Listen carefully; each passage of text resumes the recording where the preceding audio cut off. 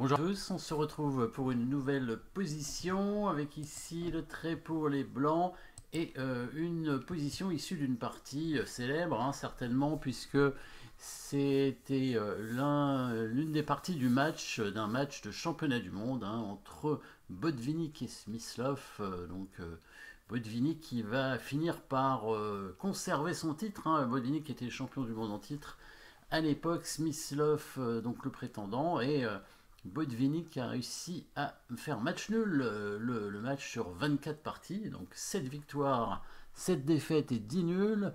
Et à l'époque, le champion du monde, s'il faisait match nul, conservait son titre, hein, et donc il a conservé son titre. Par contre, 3 ans plus tard, Smyslov a rejoué contre Botvinnik et a fini par gagner le match, hein. Donc Smyslov est devenu champion du monde. Par contre, il y avait une autre règle qui existait à l'époque, c'est que le champion du monde avait le droit à un match revanche un an après et rejouer contre celui qui l'a battu. Et Botvinnik a gagné l'année d'après contre Smyslov, donc il est redevenu champion du monde.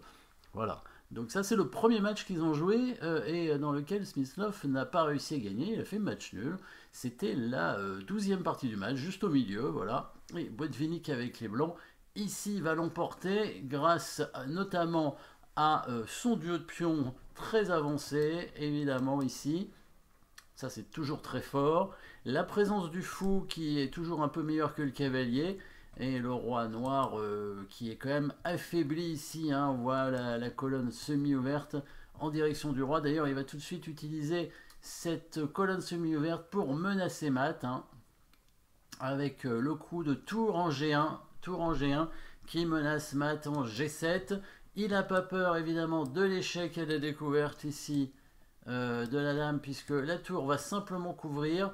Il n'y aura plus vraiment d'échec pour les noirs. Et là, la menace est maintenant pratiquement imparable parce que le fou est ouvert, hein, sur les diagonales. Et donc, le pion F6 ne peut plus avancer.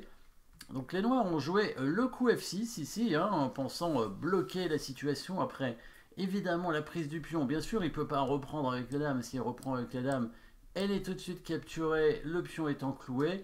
Mais il avait prévu le coup de cavalier en E4 ici pour essayer d'attaquer la dame et par la suite de récupérer le pion. Mais Botvinnik a vu un petit peu plus loin dans l'analyse, hein, mais bon, la position noire était difficile dans tous les cas. Avec évidemment un bon coup dans cette position et un coup forcé, bien sûr. Là, les noirs peut-être s'attendaient à ce que la dame blanche bouge, et à ce moment-là, il aurait repris le pion avec le cavalier, il aurait tout protégé, puisque évidemment la tour ici défend le pion G7, le cavalier viendrait défendre le pion D5, donc tout irait bien, lui serait lui-même protégé par la dame ici, donc pas de problème sur le cavalier.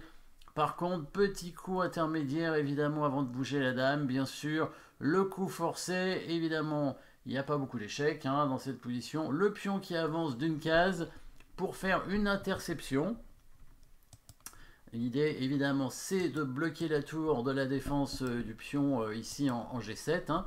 Mais bon, le pion F7 va être pris par la tour, bien sûr. Mais du coup, ça a dégagé l'espace pour la dame blanche qui peut elle-même faire échec en D8 pour pouvoir attaquer du coup le pion, hein, certainement en D5. Donc si la tour couvre, on peut prendre avec le fou en faisant échec protégé par la dame. Donc le roi a été obligé de bouger en H7 et le fou a pu quand même prendre le pion tout en attaquant absolument toutes les pièces noires en même temps, c'est-à-dire la dame, le cavalier et la tour qui se retrouvent du coup en F7. Voyons ce qui s'est passé. Il y avait encore un échec de cavalier en F2, hein. Faut quand même vérifier jusqu'au bout. Mais le roi peut tout simplement bouger en G2 et tout se passe bien a priori, hein. Il n'y aura rien de grave derrière pour les blancs. F7 échec, interception, attaque à la découverte pour faire passer la dame. Ici, il n'a pas le choix, il est obligé de venir ici. Fou prend pion, attaque toutes les pièces. Il a bien fait cet échec, mais le roi est simplement venu en G2 ici. On aurait pu s'attendre au coup de dame en C2. Voilà, je pensais qu'il allait faire dame C2 peut-être dans cette position, mais en fait, les blancs vont tout faire, vont prendre toutes les pièces en faisant échec, en commençant par la dame qui fait échec ici. le fou qui prend la tour, et la dame qui récupère le cavalier, voilà, avec une tour de plus, tout simplement. Bon, on n'était pas obligé de prendre la tour tout de suite, de toute façon elle était clouée, elle ne pouvait pas s'enfuir, mais comme ça on est sûr de la prendre et de la capturer. Finalement, il a mis sa dame en F6, mais il va perdre son cavalier bien sûr.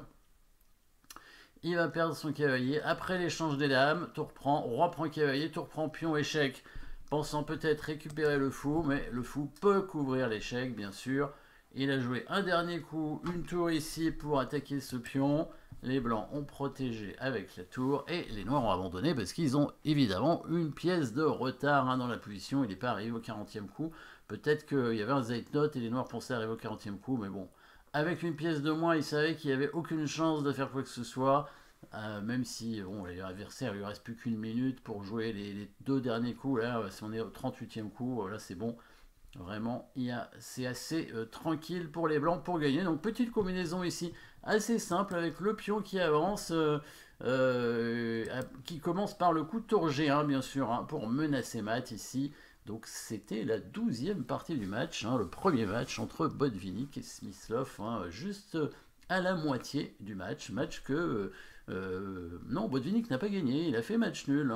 Je crois pas que Botvinnik ait gagné de match quand il était champion du monde en fait, curieusement. À chaque fois il a fait un match nul qui lui a permis de rester champion du monde, ou alors il a perdu le match, et après il a fallu, pour redevenir champion du monde, qu'il gagne le match suivant, mais quand il le gagnait finalement, il n'était plus champion du monde à ce moment-là.